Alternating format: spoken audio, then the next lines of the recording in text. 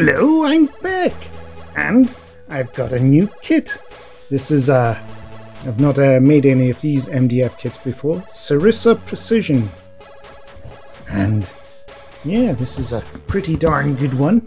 Let me just show you. It's got a nice 3D render of the whole thing as it's been made up, and this one is a combination of card and laser cut MDF pieces. Yeah, you even get the little gas canisters at the end there, which is a fine touch. And there's our sheet. Not the most efficient use of space. They could have done something, anything with all this extra space here. And could have maybe even given us some more accessories or whatnot. You know, even if they're not great, you know, something like a deck chair or something, or I don't know, like spare wheels or any sort of thing. I'm just not so keen on all that waste. It just seems so unnecessary. And it doesn't look like we have any push-outs. No, it's a very clean-cut kit. So yes, I'm gonna do a quick time lapse of me assembling this bad boy. See you again soon. Bye for now. Hello there, and we're back. And it's all done and dusted. Let me just put the picture up there. I mean, it comes with 2 sheets of paper, both of which are instructions, which are a bit vague. It's not obvious where all the bits go on here, as to how far up this axle goes and where these particularly connect. I mean, that does kind of show you to an extent, but it's not foolproof. At any rate, the instructions do act as a good enough guide to show you through the thing, and we were able to build it. So here it is, all built up, and yeah, it's pretty darn solid. This thing's a bit of a machine. Yes, it all goes together very well. Quite impressed. So, with this, what we're going to do is take it up to the next step. We're going to paint it. So I'm going to be hitting it up with basic silver. This is Dale Rowney. And I just got this from Hobbycraft. Does the job. Might need 2 coats, might not. We'll just wait and see. I also got these. Again, Dale Rowney. These are artist acrylic inks. And I wouldn't recommend just buying these on the regular. I waited until they were on offer. It was like 3 for 2.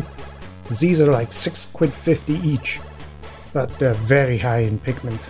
Great pigment count, and has a dropper as well. So you can drop on the ink, no problem. Always best to give it a shake though, because you can see it's very dark in the top there. That's the actual color it's meant to be, so after a decent enough shake, you can see it turns to its proper color. Yes, this is 3 different types of browns. I've got a sort of greeny, muddish one, which are kind of umber style, and there's your rusty, reddish one. And it's, they're called Red Earth, Antelope Brown, and, oh, I was right, Burnt Umber. So yep, we'll be playing around with those, and I don't think it will need too much else, to be honest. I mean, there's a lot of details on there already.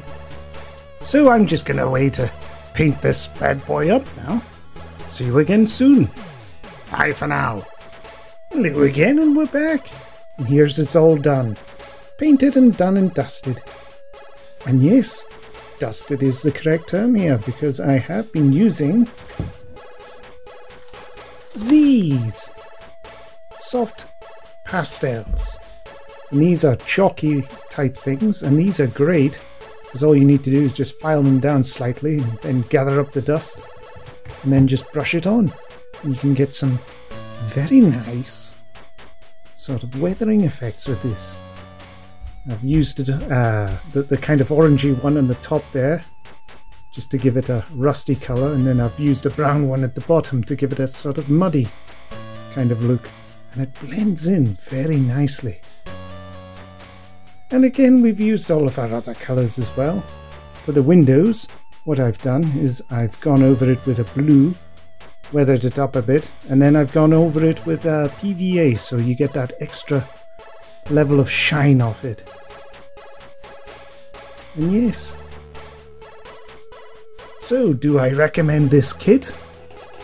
It's very challenging to build actually, and popping out the pieces is a bit of a pain because this MDF is, I think it's like 2mm as opposed to 3mm. 3mm is like a standard TT combat style kits, and the 2mm ones, the only companies I've seen using it are Foreground, Sarissa and Wargame Model Mods. And to be honest, I don't like the 2mm because they never... I'm always terrified that as you're pushing it out that it's going to break.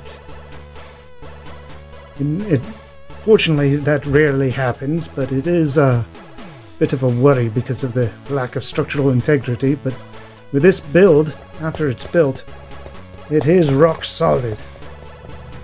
Oh, I'm making a mess. Some of the weathering powder is coming off. You're meant to seal it in using a varnish, but I don't have a spray varnish, so I'm not going to bother. Anyway, I'll stick this on the rotating display stand because that's all I've got for you today. See you again soon. Bye for now, and good riddance.